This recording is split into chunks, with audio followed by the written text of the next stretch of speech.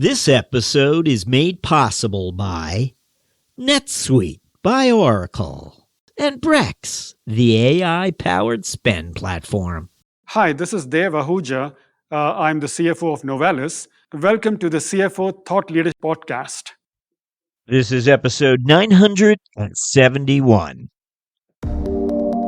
The highest calling of a finance org, broadly speaking, and our aim is to be able to be great decision support leaders. So that's one. The second is ensuring that we're doing capital allocation in a really fine-grained, very thoughtful approach. This is as much about building out, as we talked about earlier, this is as much about building out systems and processes as much as it is building out cultures of just shrewd operators that are really thoughtful about how to drive value. Hi, it's Jack. On today's show, we speak to Sam Kemp, CFO of Build. Looking back at his days with GoDaddy, Sam Kemp recalls a pivotal moment for the domain registry giant's M&A playbook. As Kemp prepared to present an analysis of a recent acquisition to the executive team, he crafted a simple slide to convey data that would challenge some of the company's conventional thinking when it came to acquisitions. Once free from the limitations of that thinking, Kemp believed the latest acquisition could be a strategic lever for every acquisition yet to come. You will hear that story and much more on today's episode. We'll begin after this. CFOs and controllers, does expense management feel like a necessary evil? It's time to switch to Brex. Brex automates and accelerates spend management with easy-to-use corporate cards, travel, expense management, and bill pay, all on one AI-powered platform. Brex makes it easy to boost efficiency and compliance enterprise-wide and free up your managers, employees, and accounting team for higher impact work. Top companies from startups to enterprises are using Brex to automate manual work and transform their finance operations. We're talking DoorDash, Robinhood, Airtable, and countless other industry leaders. Ready to join them? Switch to AI-powered spend management at Brex.com.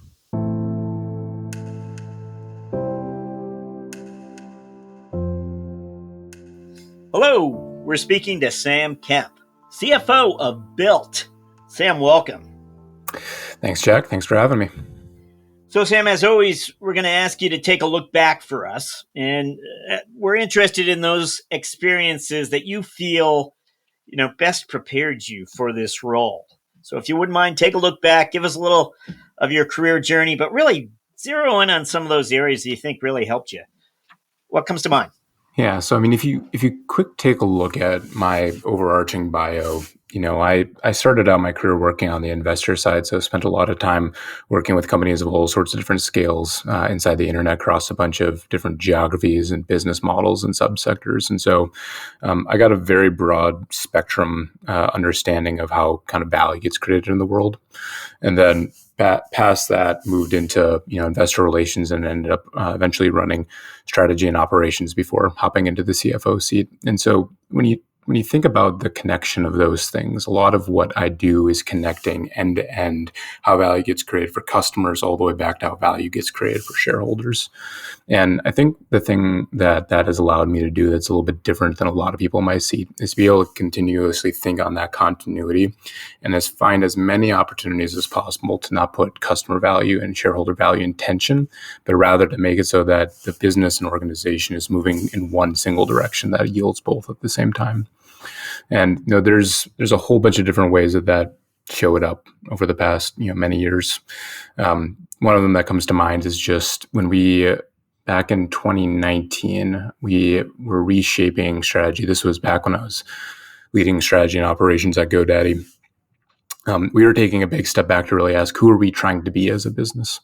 And one of the most kind of important, impactful tools that I found was actually being able to go in across the organization, across our VP layer, our senior director layer, our director layer, and be able to do just basic education. Like, how do we create value as a business?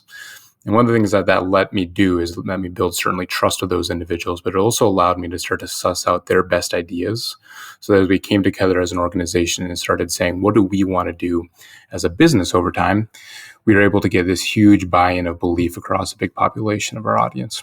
And so, I think, to bring it back to your original question, I think one of the things that often goes underrealized is really that most people don't have a firm grasp of how that value gets created inside the business. And until you give them kind of that opportunity to take part in it, they're not going to be able to step up to the plate the way that you want them to. That's a nice overview for us. I do hope we can just take a step back to your roots, really. And am I right? They're in research, and you're a research analyst at Piper Jaffray, and more than 5 years, nearly 6 years. Tell us about yourself back in time. Who are you? That's a good question. So, I grew up in Minnesota. I mean, if we're going way far back, I grew up in Minnesota in a kind of a small farming town. And I kind of stumbled into the equity research side of the world. Initially, I was looking at banking, but one of the things that I did early on in an internship in research was really start to get a grasp on the differences between research and banking.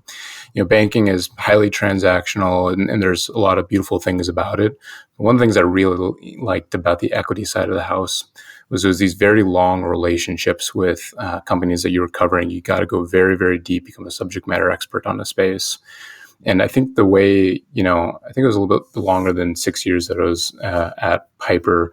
One of the things that I think created a lot of differentiation for me was I was willing to go and kind of go beyond the surface in a lot of instances. This was back in a period of the internet where very much so valuation was being driven thematically far more than kind of business results. And we were at this sort of turning point where people were starting to really focus a lot more on really what is the operations inside of these businesses? How are they going to create scale? How are they going to create moats? How are they creating differentiation? We were kind of past the heyday early portion, and we were moving beyond that. And one of those things that really drew me in and made it so that I could do that job differently than others was just being able to go very, very deep on specific areas. And so that's what got me interested, and that's what got me, I think, into a position where I was able to excel in that role. And then over time started to be able to use that as, frankly, a way to get paid to learn, right? Like, that's a beautiful thing about that part of the world is you get paid to absorb information and kind of contemplate and be able to structurally think about how value gets created in the world. And over time, that made it so that it was a lot easier to start connecting some of those dots so that later in my career, after I moved on, it was a little bit less transactionally minded and a lot more connected in terms of how businesses create value in the world. Curious just what might have been the milestones for you back then. Again, I always, one of the things I always love discovering with a guest is the access they enjoyed at a relatively young age to C-suite executives who are seated across the table from them. And I'm wondering if there was initially you would be there with more senior people representing the research firm. And eventually you became the senior person who maybe, would ask a more junior person to join or sit in. I'm curious how the conference room evolved over time, where you had a more dominant presence and the C-suite leaders were looking for Sam. Sam's coming, right? Sam will be, or is it different? Is that not how you ever looked at it? I'd say it's a little bit different. And I would say this also goes to just the importance of finding great mentors and great people and great, I'd say, sponsors, and understand the difference between mentorship and sponsorship is pretty critical. I worked initially, when I first joined Piper, I worked under two lead analysts that frankly gave me extraordinary amounts of license to be able to go and do things autonomously. And so that transition phase to being the primary person was very short for me. And I became the lead analyst and eventually ran internet tech for Piper for, at a relatively young age. And one of the things that I would say shifted in those conversations and those relationships with those execs over time of the companies that I was covering was they really wanted to be able to use you as a mouthpiece in a lot of ways, to be just super blunt about it. They wanted to be able to take a message and give it to you and say, like, you're an equity analyst, go propagate our message elsewhere in the universe. And I think the way that I evolved a lot of those relationships was to make them much more, I would say, somewhat consultative in nature, to the degree that, pre-IPO companies would come and talk to me, and really, they would have heard from others and saying, hey, Sam, somebody to spend time with as you're thinking about, traversing the public markets. And it became more of a consultative relationship about how shareholders would value the business, how they would think about different trade-offs within the business. And that's even actually the entrance point that I eventually made into GoDaddy was, I'd spent so much time with that team outside of what I'd call the core role of an equity analyst, and really being a sounding board for them, that eventually they said, hey, if you like us so much, you should just leave Wall Street and join us formally. And so I think that was something that evolved pretty fast in terms of how the conversations on the equity research side went. And again, just thinking of your finance leader peers who are coming up through the ranks, taking different paths. Research analysts enjoy sort of what you just described, this sort of independence, this ability to engage senior leaders in organizations. But it's the exposure to these senior executives and management that you have as an analyst. Your peers who in the early years might be in audit, or maybe they're in operations.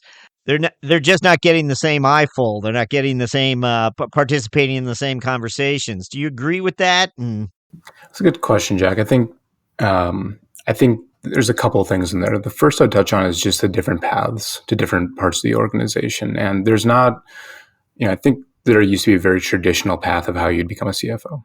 And I think that has evolved quite a bit over time. But I think one of the things that's important to realize in that is that depending on how your career progressed, you're going to have different blind spots. And so like one of mine is, I grew up first as an equity analyst, and then I moved in, ran investor relations, and did corporate finance. And then after that, ran strategy and operations. I never got that bottom layer call. You started as an FP&A analyst, you move up to manager, senior manager, you manage the guts of a budget process, right? And so when you think about how that progression, like how did you get to the place you were, you got to realize some of those blind spots you bring alongside yourself. And then you need to make sure that you're surrounding yourself with the people that are able to cover you on those blind spots so that you can focus on the things that are really what you're good at. And so you compare it to, say somebody that started out in audit, or somebody that started out, in consulting, or somebody that started out in a tax group, or somebody that started out in operations. And there's pros and cons to all of it. And I think how you decide to progress your career is really dependent on how you think about flexing those different parts of your muscle. So that's one thing. The second is, I think it's really important for finance leaders to get outside of the finance function at some point in their career. And for me, that was breaking out of finance and going and running in strategy and operations. And that was one where, to me, I had been on a sort of a CFO path, and then this opportunity to go and do this other thing, this ability to go and lead strategy and ops for GoDaddy, which is a $4.5 billion top line business, was one that I knew would stretch me in a different direction that I didn't have the capabilities to do at the time that I stepped into the job. And so I think that's the other thing is, depending on where you've started from, you need to think about how you're going to complement your own kind of vertical specific skill set that you've built inside of either finance or accounting. Nice. Thank you for that. Curious, was there a recruiter involved, or as you described, you had a relationship with GoDaddy? So they certainly knew Sam, and probably didn't need a recruiter to get involved, but you never know. Was there a recruiter or no recruiter? There's no recruiter. Ray Winborn, Scott Wagner, Martin Nichols were the recruiters, and they were all GoDaddy execs. And so, they pulled me aside one day and they had the exact conversation I relayed to you, which is, if you like us so much, you should join us. And to me, GoDaddy was and is a super special company in the world, on a amazing mission to solve all the kind of hard parts of being a small business. And it was that, if you bring that together with just what is really great operating experience that team had, I knew that I could learn something from them that I wouldn't be able to learn if I had stayed on the street. And the door of entry is investor relations. And from there, you advance into the strategy, head up strategy. Is that right? Yeah, and for those considering this sort of a path, I would say, investor relations is a really, really important function in a business. I mean, it is a critical point where you can create either a lot of clarity or a lot of noise, depending on how you do it. But it is also a different job than being somebody that was either, in banking or even somebody that's doing, audit or somebody that's doing equity research. And so it's a different skill set. And I think for the folks that tend to come from those worlds, they will value finding other things to do inside the organization at the same time. And so when I started leading investor relations, it was called probably 40% of my job. The other, 60% was, working on M&A, doing kind of corporate finance projects. I co-led the buyout of what's called a tax receivable agreement, which is an incredibly complex tax asset that will bore all of your listeners, and so I won't go into details on it. And so finding ways to flex your ability outside of investor relations is a really great way to, get in, understand how a business functions, have a reason to be in most of the rooms most of the time, but then be able to take that and start adding value in a way where you don't need to take a big guess about whether or not you're going to be good at something else in the organization. You've already shown that you've made that progress. And so that was the progression path that I used. And then after we switched over CEOs to the current CEO of GoDaddy, Aman Bhutani, Aman asked me to lead strategy and operations for the company, really taking that financial expertise and then merging it with where we needed to evolve the business. And he was a phenomenal, mentor and teacher and boss, I guess, to learn from. I suspect that you could be in the C-suite in any number of roles, but in 10 years' time, maybe we'll find you in a chief strategy officer role again. Correct me. I love the CFO seat. It was always the plan to go be a CFO, is just whether I wanted to go directly from, again, that vertically specific built up expertise inside of finance, go to a CFO path, or going the, more of a derivation route, getting that sort of, if you're familiar with the model, the T-level experience structure before going and being a CFO. And to me, it was, a very clear path forward. I do think that the way that I think about development for a lot of CFOs is you want to become sort of a general athlete. You don't want to be if you become just a financial person, and especially if you're in the seat of a CFO and you're just a financial person, you are not going to have nearly the impact that you're going to be able to have on the business if you're a strategic thinker, if you can think through operations, if you can think about how to break down initiatives, if you can think about how to coach people on leadership abilities, on their ability to tell stories, on their ability to connect the business model, the strategy, their operational drivers, the operational drivers to the financials. If you stick just in the finance realm, I would say that you're going to be underserved in those areas. And so you either need to break out, go do something that is not financially oriented for a bit in your career, or you need to be very conscious of that and make sure that you're spending 30, 40, 50% of your time outside of the core responsibilities of a finance person as you're building up that skill set.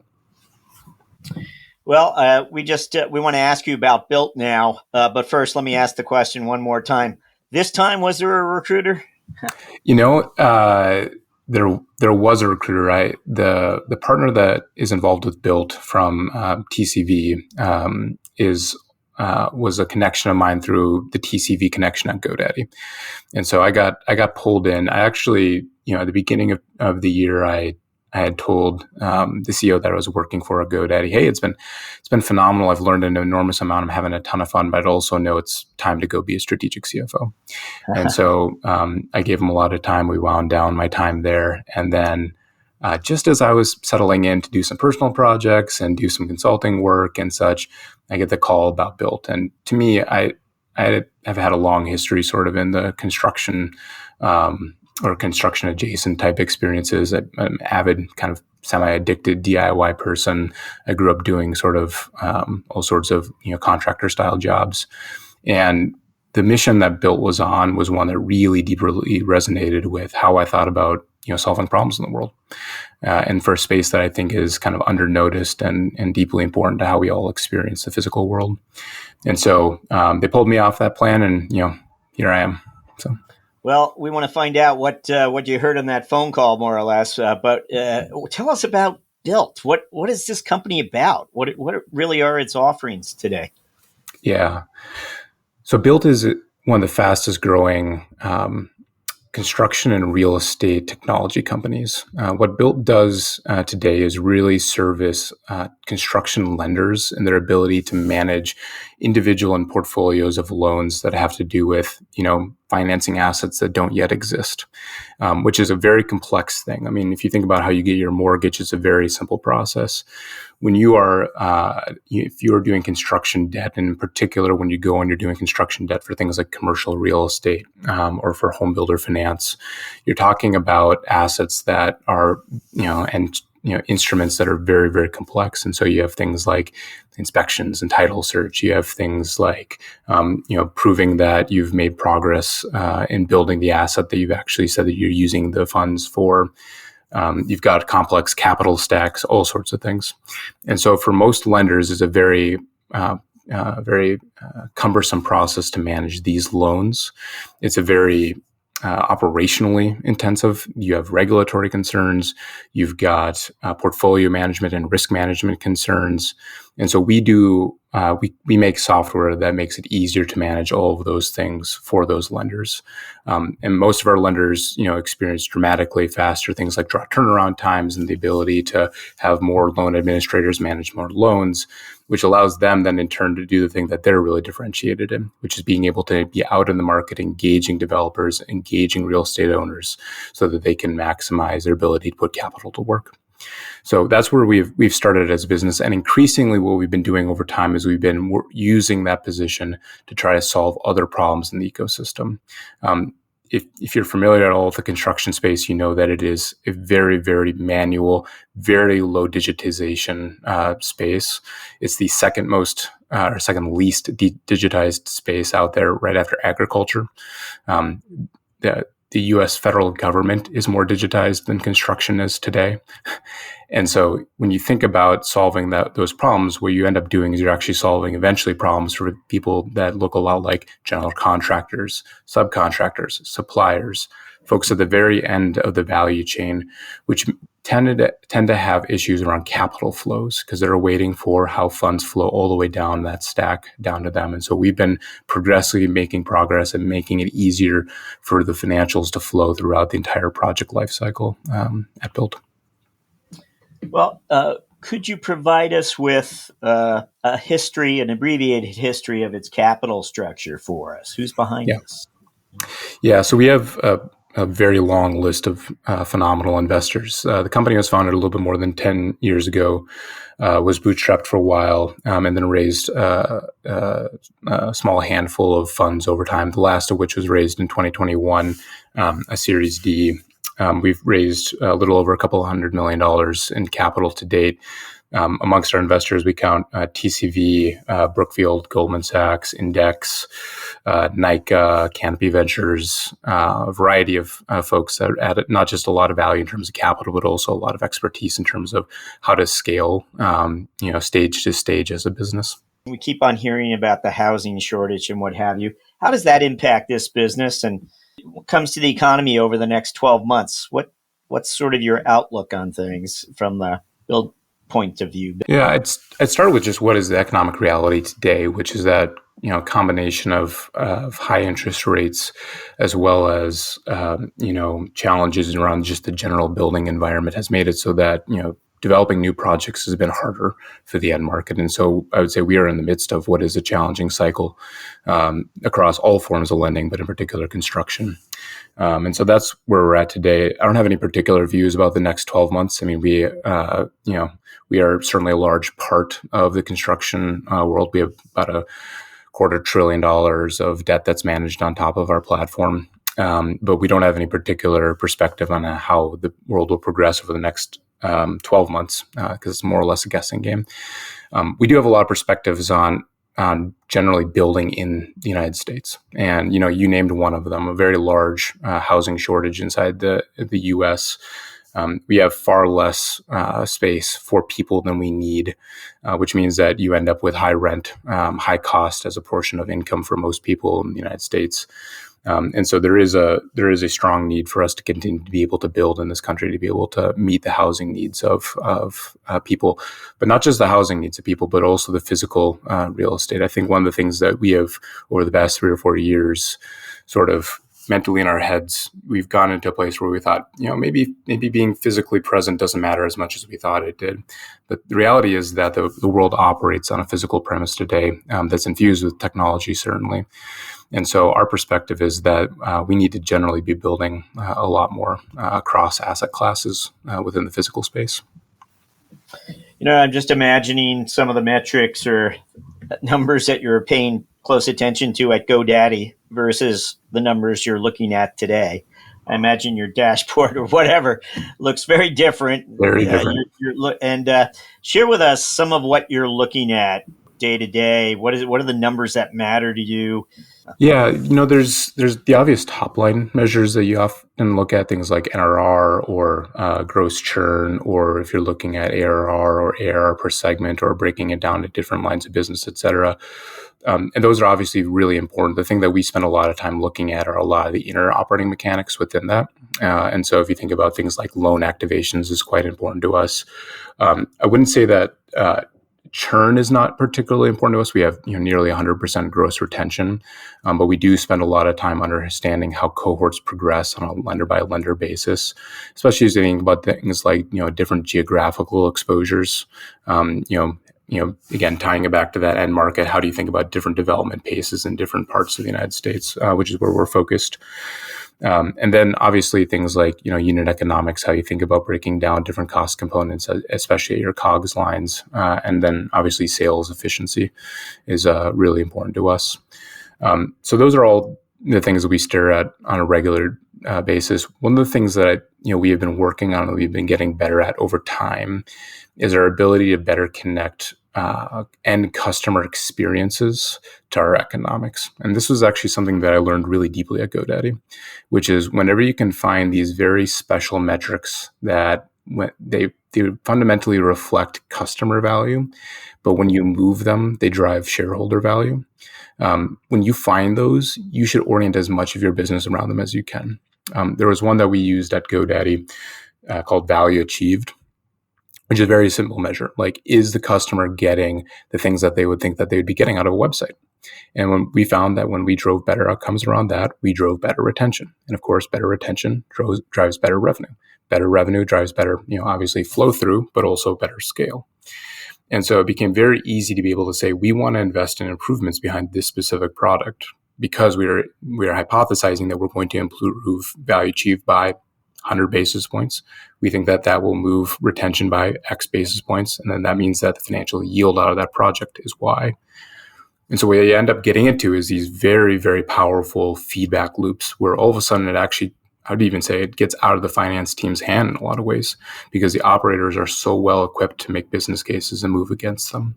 And so we've been making progressive progress against that at Built as well. And that's something that I think is really critical when you think about creating that internal dynamic around how you connect that shareholder value with that customer value. It begins with you having these conversations with certain senior leaders across the company, helping them understand here's where we really have an opportunity if we can just get more data around the end customer experience and bring that out. Is it a data related or is there something more organizational? No, I would say for most businesses, and I would put all the businesses that I've ever engaged with on this, including companies that I've done consulting work and such for, it's not usually whether or not the data can be had. It's much more about storytelling, in my experience. It's whether or not you as a company can identify how to use that data in a way that gives you a lot of leverage. If you have a CFO, or if you have a CMO, or if you have a CCO going and spending an enormous amount of time trying to define individual hypotheses within a business, you've got a lack of leverage. And that's a real problem for leaders, is if you're going down and having to manage individual ideas, it's really something that means you've done something wrong. What you want to get to is you want to be able to get to a point where you're storytelling in a way that you're able to infuse what those metrics are so that anybody in the organization who's working on a specific vein that your company has can take that context and self-elect to go do discovery. That's where you really get this feedback loop pattern where discovery kind of begets discovery, and you start to embed a culture again where it will get out of finance's hand in a very good way, where operators are empowered to be able to make the decisions and be able to pursue those things and assess them themselves and do experimentation in a real way. And so my experience is it's much more on the culture side than it is about the actual data availability side for almost any business that's kind of nascent in this. Is AI going to be a meaningful part of your world here? So if we step back and think about what is AI really good at today? AI is really good at handling large quantities of unstructured data and being able to take conclusions out of unstructured data to be able to do something that otherwise would take either an enormous amount of human capacity or a re-platforming of an entire environment to be able to get into a structured data sense. And so I think there are a lot of applications to this in construction. I mean, fundamentally, one of the biggest reasons why, you as a homeowner, if you go and you ask for, 3 quotes for the same project, you're probably going to see enormous variances between quotes. Is probably not because any of those individual contractors, is trying to screw you. It's actually probably more likely because they don't know themselves how much something is going to cost. They may have huge variances in their supplier costs. And so a lot of this is an unstructured data problem. AI is certainly something that can help overcome some of those barriers. And so it's definitely something that, we have top of mind in terms of how we're thinking about the future. I would also just say from a finance department standpoint, there are lots of obvious applications of AI that doesn't require, enormous systems and tooling. If you think about how do you take 30 function level budgets and be able to write memos to 30 different leaders to help them understand, their BVA, you're not going to have capacity in your organization, especially at, something like our scale, to be able to go and, hand hold 30 different function leaders. A very simple alternative to that is to use AI to write something like that. And that takes less than 5 minutes for all 30 functions. And so there are really great early applications of AI that don't even require, implementing large tools or anything along those lines. It's really taking, good systematized approach to thinking about how you spend less time as a finance team doing kind of call it run the business administrative work and be able to free up that time so that AI can do what it does well. And then you as a business support person can go and help do better decision support alongside those operators, spend your time in a better way. Nice. Just want to quickly touch on cash with you. When you arrived, are you content with the systems that you have in place to manage your cash? And does it give you the visibility you desire? I would say that we can improve on our visibility on cash. We are a well-capitalized business. We have a good handle on how we're improving capital allocation in general. And I'd actually change your question a little bit more towards capital allocation than cash specifically. And so I think it's a big area of opportunity for us to get better at. If I think about biggest priorities for me over the next 12 months is really how do we get super, super sharp on capital allocation? And some of that systems. Yes, some of that is systems. Is some of that process? Yes, some of that's process, but a lot of it is just getting deep within the business and helping sub-segment different investment areas. Because, more often than not, the challenge in capital allocation is that companies have not done a good enough job breaking down the things that they're working on into kind of, discernibly segmentable categories of area and understanding the ROI within each of them.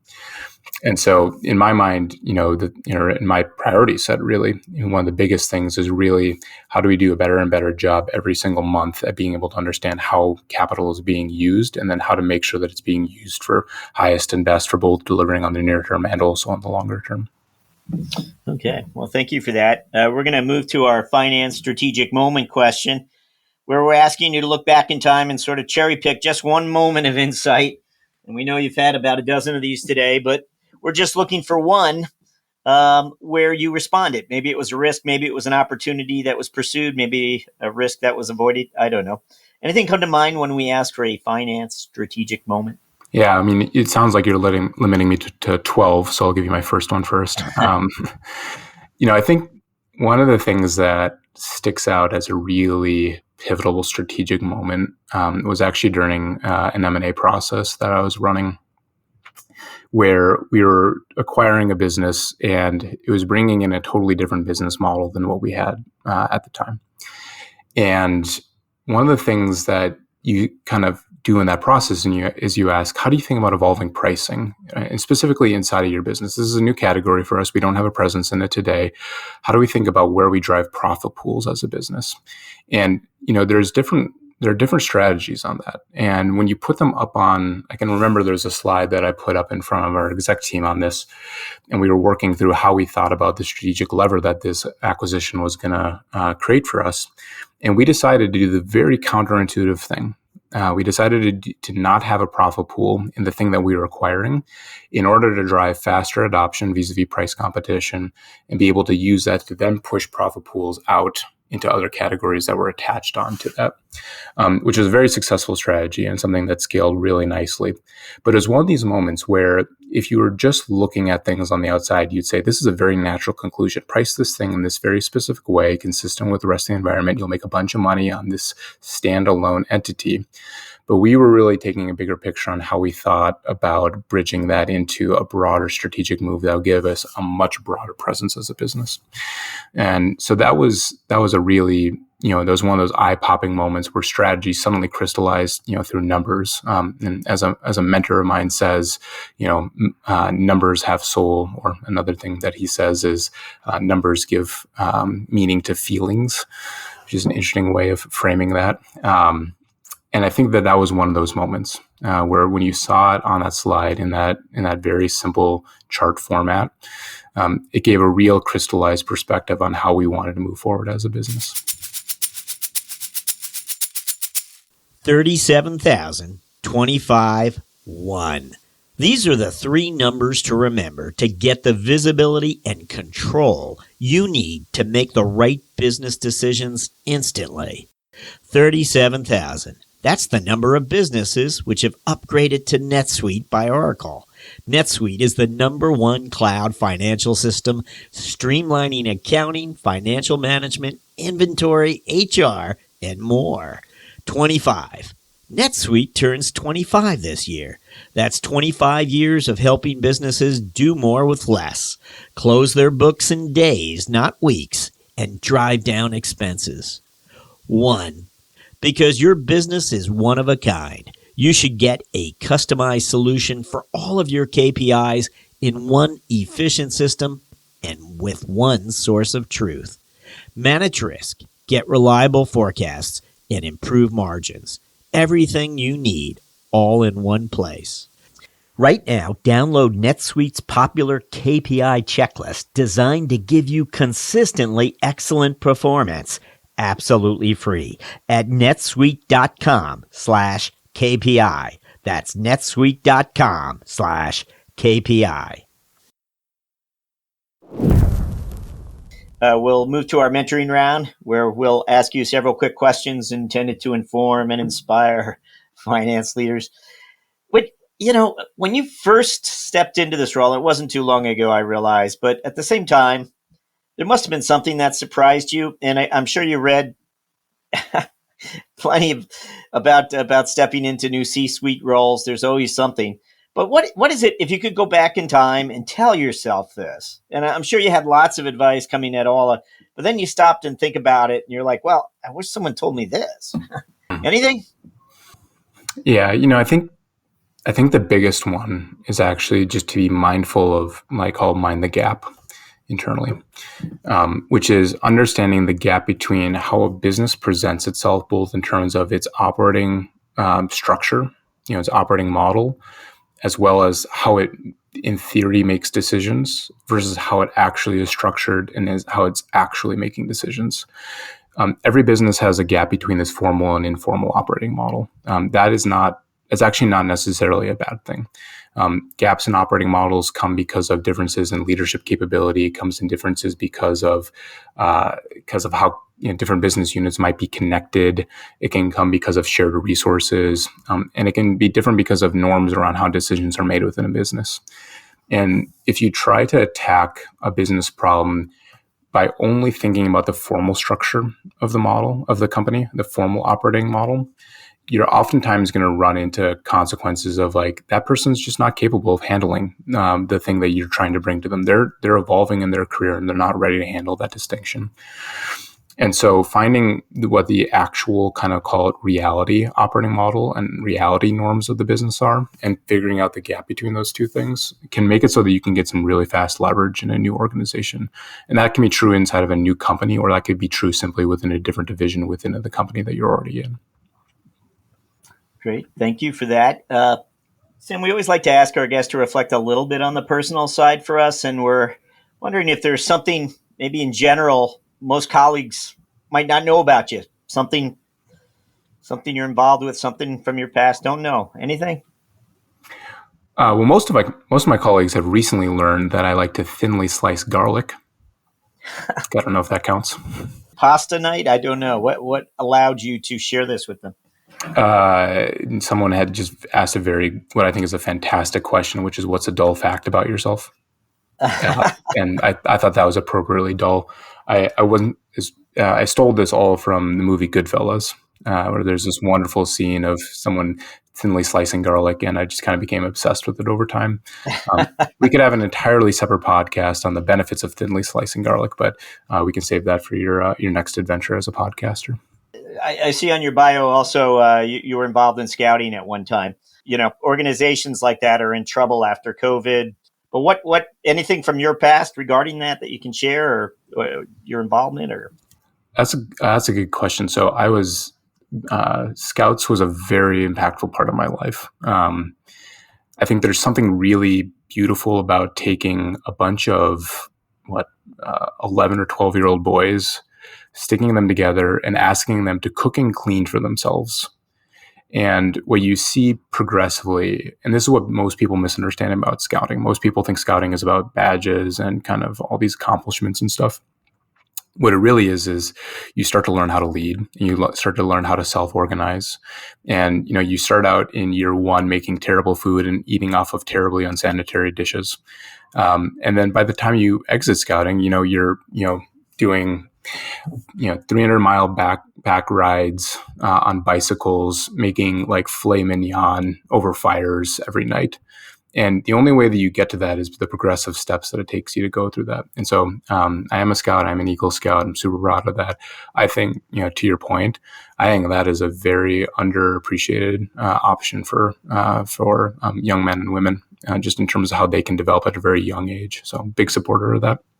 Excellent. Thank you. Jack, just curious, are you connected to Scouts? Yeah, I have a scouting background too, but I am disappointed that some of the troops are struggling as much as they are. But just as you just described, that's exactly this self-reliance, this just as you described, the dirty dishes at the start versus what comes out at the end is a great way of looking at it. Yeah. I definitely, on a personal note, I have two kids. I have a daughter and a son, and then I have another son on the way. And it's been one of those things where it's been, boy, I really hope that my kids want to do scouting. So yeah, it's interesting. My son went through. He's now in his 20s. He enjoyed it quite a bit, and he made Eagle. So Dad's happy. We made it through. But thank you for asking. What about a book recommendation for us? Any selection that it doesn't have to be a business book. It might be just something that interests you. Real question is, which one do I give you? If I can rattle off a couple, actually, because I do read quite a bit, and it's hard for me to pick my favorites. The first I would say is Working Backwards, which is a book about how Amazon works. And it takes a particular time frame of Amazon. I would say it's up to probably 2011 or 2012. And I think it's just an exceptionally logical way of how you run a business. And it's not just like internally coherent. It's also very much so, if you put it in practice, how a self-evolving system works really well. And so I recommend that to just about everybody I work with. No Rules about Netflix, I think is phenomenal, especially for finance leaders who think that the main way that they are going to manage their P&L is through an iron grip of controls. I think is a really good kind of, Jedi mind trick on you. And then for somebody who is, if you are technically very adept at your skill set and you've progressed far in terms of being able to demonstrate how you use that in an organization, and are looking for something that is a little bit more along the lines of how do you think about work in your life? There's an excellent book by Oliver Berkman called 4,000 Weeks. And I think the subtitle is something like Time Management for Mortals. And it does a really good job of not prescribing a specific way to view your life, but it does do a really good job of unpacking a lot of how the emotions around work. And one of the things that I like about that is I just think that if you think about yourself as a leader, and as you think about yourself as, bringing together people that can be in oftentimes very stressful environments, because work can often be like that. One of the things that I think is really, really critical is that you have your understood purpose around these things. And I even tell the folks that work for me, I don't need to know why you work. You don't need to tell me that. But I do need to know that you know that. I do need you to know that you know what it is. And I thought that book did a really phenomenal job of helping kind of break out some of the noise around work and time management, as it were, and give kind of the space to be able to develop some of those things. Excellent selections for us. Thank you for those. We are up to our final question, where we're going to ask you to look forward finally the next 12 months. We're wondering what your priorities are as CFO of Built. Number one is just making sure that we have financial infrastructure to support our scaling life stage, being able to bridge us forward and forward and forward again in a way that's not just meeting requirements, but is enabling us to spend as much time as possible doing decision support alongside operators. I think that the highest calling of a finance org, broadly speaking, and I'd throw other things inside this, analytics, I'd certainly throw strategy, accounting, other functions. The highest aim is to be able to be great decision support leaders. So that's one. The second is ensuring that we're doing capital allocation in a really fine-grained, very thoughtful approach. This is as much about building out, as we talked about earlier, this is as much about building out systems and processes as much as it is building out cultures of just shrewd operators that are really thoughtful about how to drive value and be really crystal clear about how to evolve value in the world. And so that's number two. And then number three is, we are in a favorable position as a business. We have a lot of different options for growth. And that's a really exciting position to be in, because really what we have to do is say no to good ideas right now. And so making sure that we're being thoughtful about saying not yet instead of no, and making sure that we're bridging ourselves forward into being able to create that multi-year growth pattern that we're aiming at. Sam Kemp, thank you for joining us on CFO Thought Leader. Thank you, Jack. Thanks for having me.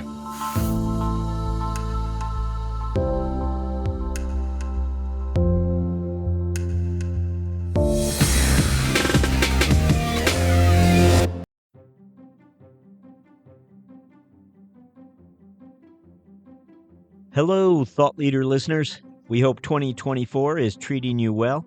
If you haven't already, we hope you'll pay a visit to CFOthoughtleader.com and go ahead and subscribe to our Mentoring Round newsletter, where we highlight the career lessons and moments of strategic insight shared by our recent CFO guests. Also, LinkedIn users, please go ahead and follow our CFO Thought Leader company page, and you'll be certain not to miss a single Thought Leader video debut. CFO Thought Leader, the #1 thought leadership platform exclusively for and by CFOs. As always, thank you for listening.